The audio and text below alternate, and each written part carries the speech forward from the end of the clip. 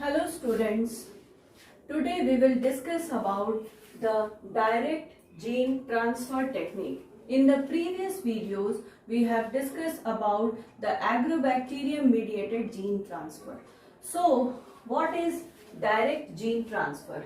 Actually, the introduction of DNA into the plant cells without involvement of any biological agent is known as direct gene transfer. So, let's start. Direct gene transfer is the introduction of DNA into plant cells without involvement of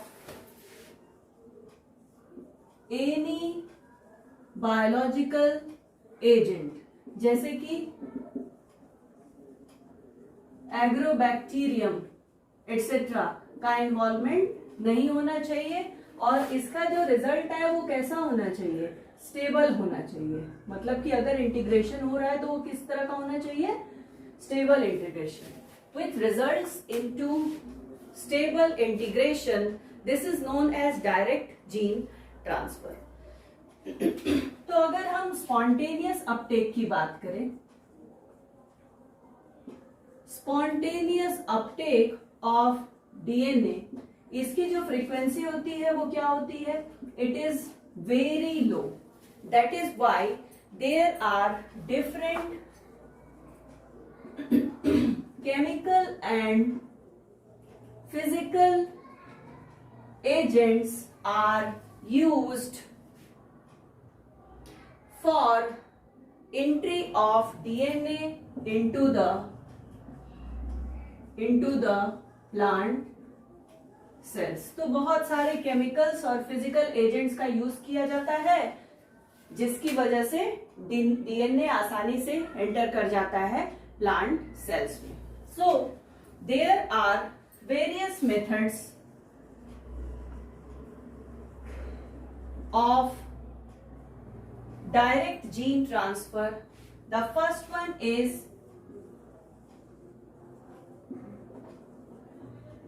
chemical method. Second is electroporation.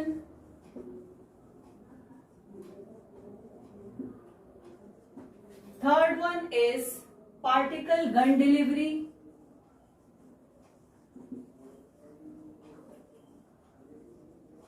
Particle gun delivery. The fourth method is liposuction. The fifth process is microinjection.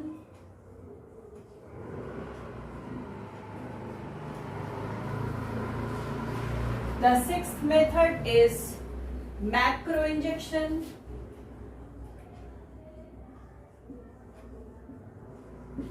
The seventh process is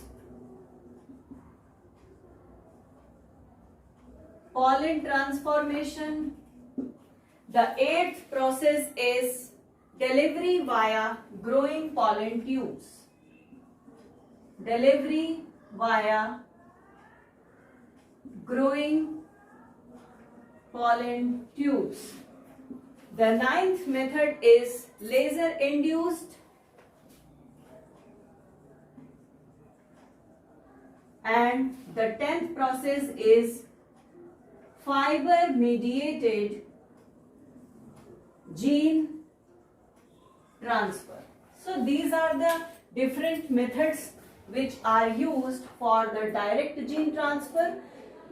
Chemical method, electroporation, particle gun delivery, liposuction, microinjection, macroinjection, pollen transformation, delivery via growing pollen tubes, laser induced fiber mediated gene transfer. So I will discuss each method one by one.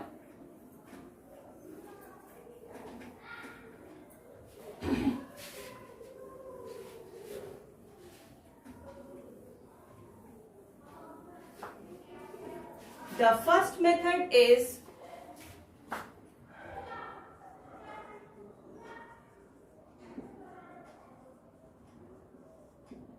chemical method. So in this method, certain chemicals are used. These chemicals are PEG. It is polyethylene glycol and some other chemicals, for example PVA. It is polyvinyl alcohol. So these are used along with calcium phosphate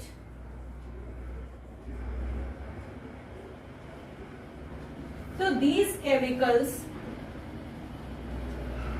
precipitate the DNA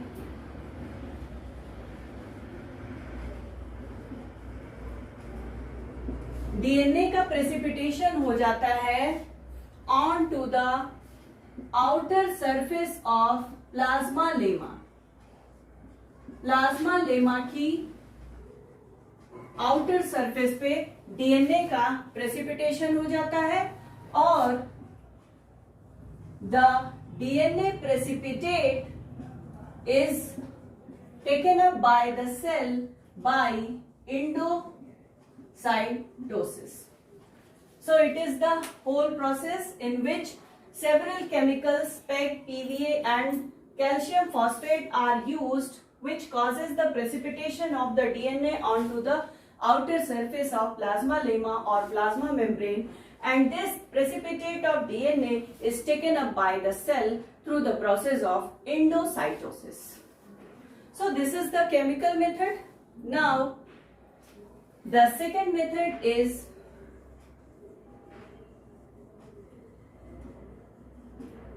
electroporation.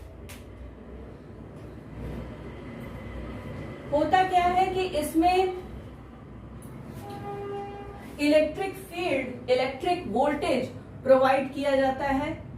Long pulse method भी है और short pulse method भी है. उससे होता क्या है कि जो सेल मेम्ब्रेन होती है उसकी मेम्ब्रेन में छोटे छोटे होल्स या पोर्स का फॉर्मेशन होता है. तो electroporation is a method in which introduction of DNA into cells by exposing them to the very brief period of electrical voltage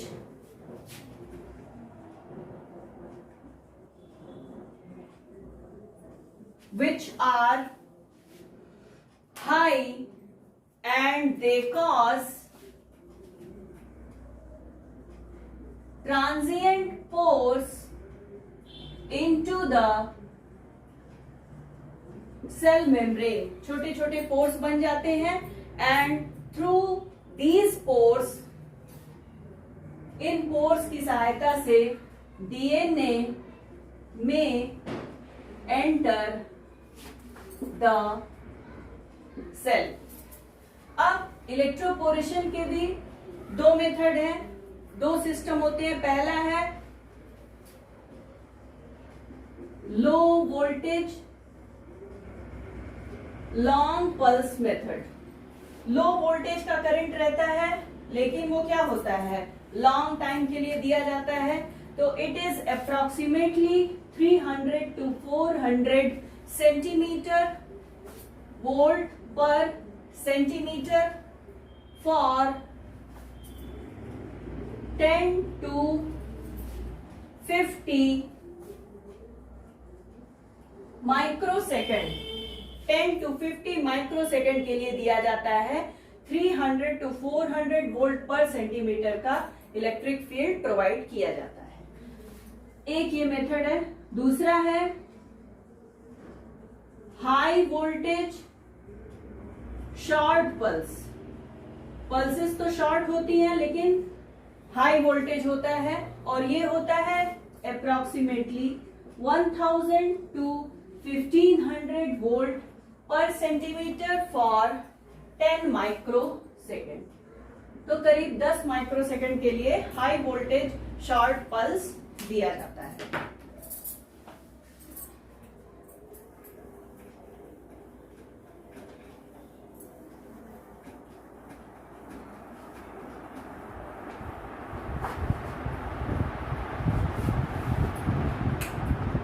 Now, after chemical method and electroporation, the next is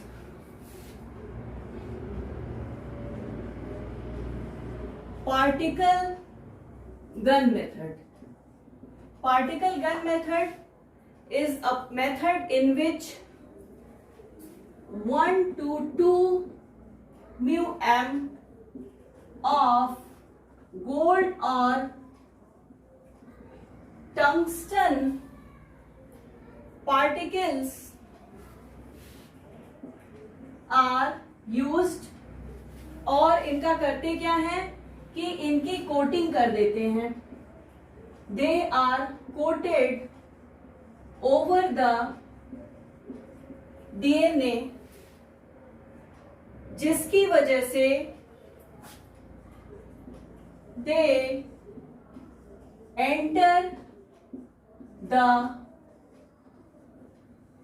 plant cells. It is also known as ballistic or ballistic method. तो इस method में DNA पर coating कर देते हैं 1 to 2 μm of gold और tungsten particle की, और इस गोल्ड या टंगस्टन पार्टिकल की वजह से they enable the entry of DNA into the plant cells. Now next is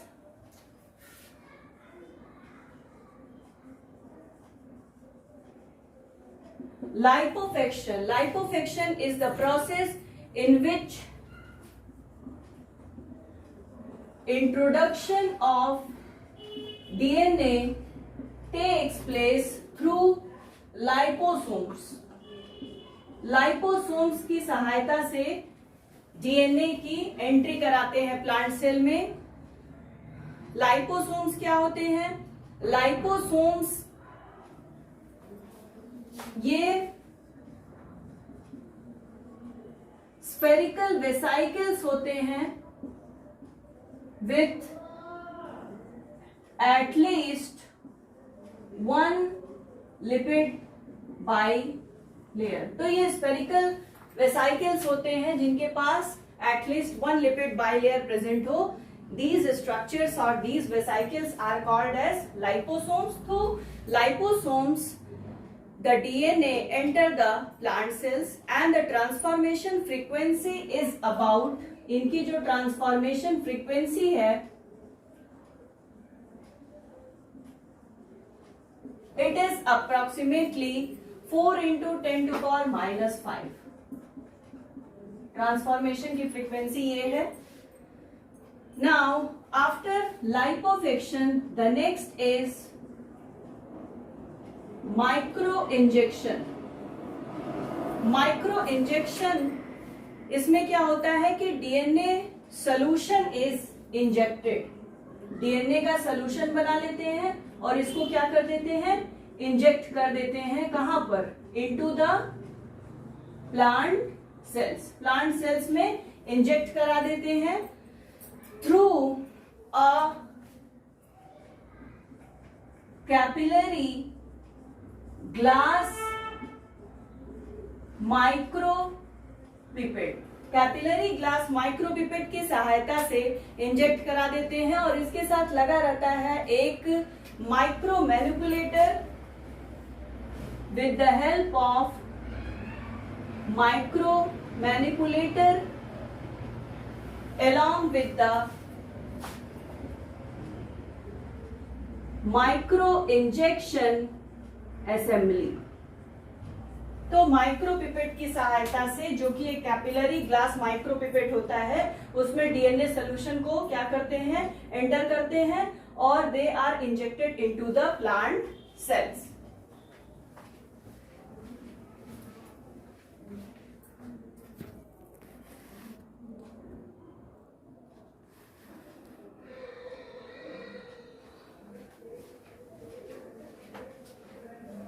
micro injection process जब हम कराएंगे तो उस समय हम ध्यान देंगे कि सेल वॉल को क्या करेंगे, रिमूव कर देंगे। क्यों? क्योंकि जो माइक्रो निडल है या micro pipette glass capillary tube है वो क्या करेगा, इंटरफेयर करेगा। तो कोशिश करेंगे कि इस प्लांट सेल्स में डीएनए को एंटर कराने के लिए जब भी हम कैपिलरी ग्लास ट्यूब का यूज करते हैं या माइक्रो पिपेट का यूज करते हैं, in that condition we remove the cell wall and we should use the protoplast for that purpose.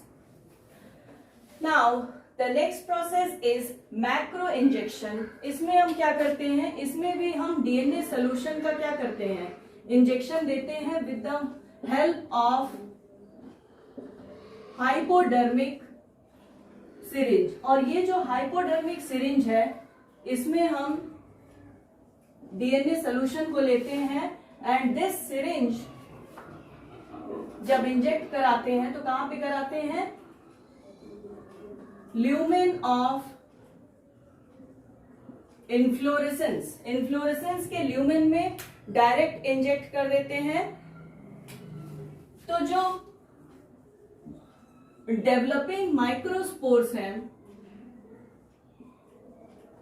Developing microspores होते हैं, उनके पास डीएनए सोल्यूशन आ जाता है और उसके बाद इनका जो डेवलपमेंट होता है वो according to the gene of interest होता है। ये बहुत ही इजीएस्ट मेथड है और बहुत ही सिंपल मेथड है, लेकिन ये कंफर्म नहीं है कि इससे डीएनए का स्टेबल इंटीग्रेशन होता है या नहीं होता है। तो आसान मेथड है but it is not sure that stable integration would occur. Now the seventh is pollen transformation. Pollen का क्या हो जाता है, ट्रांसफॉर्मेशन हो जाता है। तो इसमें क्या करते हैं, पॉलन ग्रेन्स को डीएनए के सोल्यूशन में सोक कर देते हैं। Pollen grains are soaked in the DNA solution prior to pollination. Pollination होने से पहले ही पॉलन ग्रेन को डीएनए के सोल्यूशन में सोक कर देते हैं। तो एक ये भी मेथड है जिसकी वजह से डायरेक्ट जीन ट्रांसफर होता है, हालांकि it is not sure that whether here stable integration can occur or not. Now the next method is the eighth one is delivery via growing pollen tubes.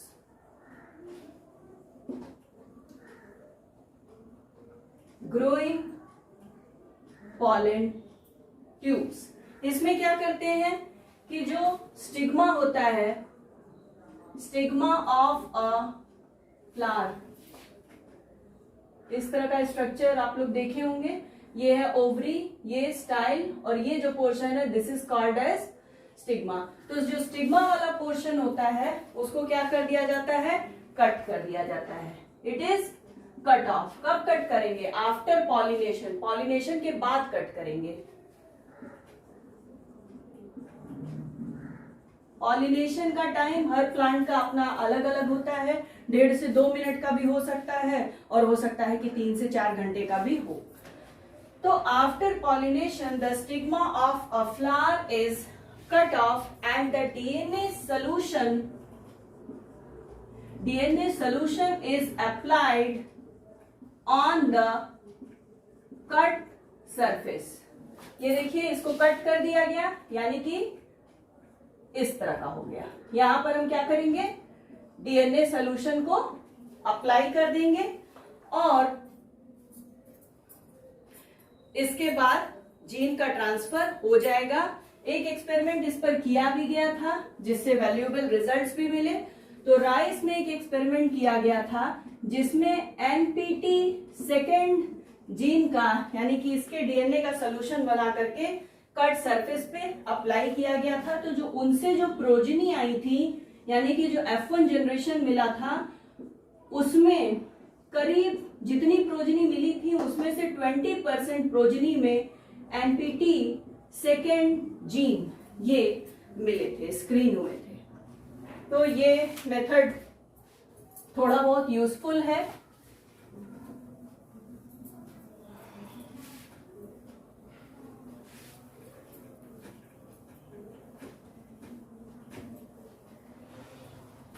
Now, after delivery via growing pollen tube, the next method is laser induced. Laser induced DNA transfer. इसमें क्या करते हैं कि laser क्या करता है, laser puncture कर देता है और ट्रांजिएंट होल्स या पोर्स का फॉर्मेशन करता है सेल मेम्ब्रेन में. And after this, through these pores, DNA may enter into the cell. So it is also a helpful method. Now the next is fiber mediated gene transfer. इस method में क्या करते हैं, DNA की जो delivery होती है, डीएनए सोल्यूशन की जो डिलीवरी होती है वो होती है डायरेक्ट इनटू द साइटोप्लाज्म और न्यूक्लियस ऑफ द सेल. यहां पर एक फाइबर का यूज करते हैं and this fibre is of silicon carbide fibre having 0.6 micrometer diameter with the length of approximately 10 to 80 micrometer. तो 10 to 80 माइक्रोमीटर लेंथ का और 0.6 माइक्रोमीटर डायमीटर का सिलिकॉन कार्बाइड का फाइबर ले लेते हैं और जिसके थ्रू डीएनए की डिलीवरी की जाती है डायरेक्टली इनटू द साइटोप्लाज्म और nucleus of the cell. This method is widely applicable and most rapid. It is the most rapid method used for the direct gene transfer technique and it is inexpensive method of the DNA delivery. So that's all about the topic direct gene transfer. In the next class, we will discuss about the different types of blotting techniques method. तो अगर आपको ये video पसंद आया हो तो do like, share, comment and subscribe. Till then, thank you.